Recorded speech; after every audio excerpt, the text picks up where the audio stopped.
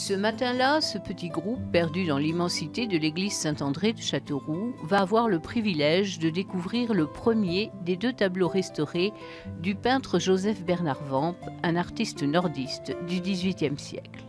Il a été prix de Rome en 1715 et il a beaucoup peint d'œuvres d'inspiration religieuse à Lille. Dans un inventaire de 1750, on peut dénombrer presque 400 tableaux dans son atelier. L'œuvre est magnifique de la vie de tous. Il était difficilement imaginable d'en voir les potentialités. Accroché dans l'une des chapelles, le repos de la Sainte Famille et son pendant, le mariage de la Vierge, dont la restauration commence, sont des œuvres importantes. Même le support utilisé en atteste. Là, on est en face de 2 tableaux qui chacun font 12 mètres carrés et qui sont absolument sans couture. Ce qui, au XVIIIe, est une chose tout à fait exceptionnelle. Je n'en avais jamais vu. Même au XIXe, vous avez des tableaux qui sont comme celui de Saint-Marcel, qui sont en 2 morceaux. Le restaurateur a choisi d'effectuer son travail in situ en raison de la grandeur des toiles et pour être sûr de les altérer le moins possible.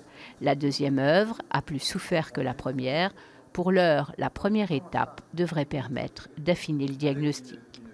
Il est nécessaire d'enlever la crasse, c'est-à-dire que tout ce qui est sur la couche picturale, c'est-à-dire les petits champignons, les taches blanches que vous voyez, et puis les saletés de mouches, bien sûr, toutes ces petites choses qui se sont accumulées sur la couche picturale au fil des ans. L'histoire de ces 2 toiles commence à se dévoiler. De sources sûres, on sait que le général Bertrand, à qui elles avaient été offertes pour son mariage, les a données au couvent des Cordeliers.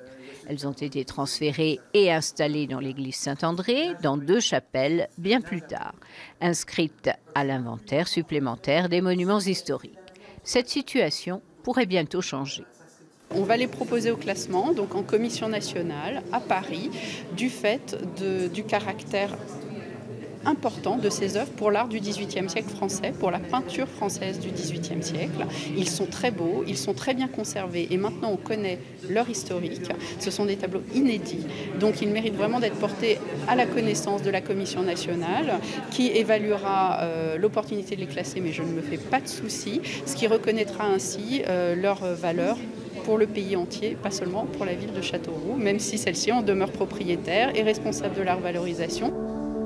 Pour la petite histoire, il aura fallu 24 ans pour que ces œuvres, repérées par le responsable de la conservation des antiquités et objets d'art, directeur des archives départementales de l'époque, Marc Dupouget, et les érudits locaux, soient enfin sauvées de l'anonymat. En 2014, le conseil de quartier du centre-ville apportait son soutien et la municipalité de Châteauroux mettait en œuvre, avec la direction régionale des affaires culturelles, la restauration des 2 tableaux.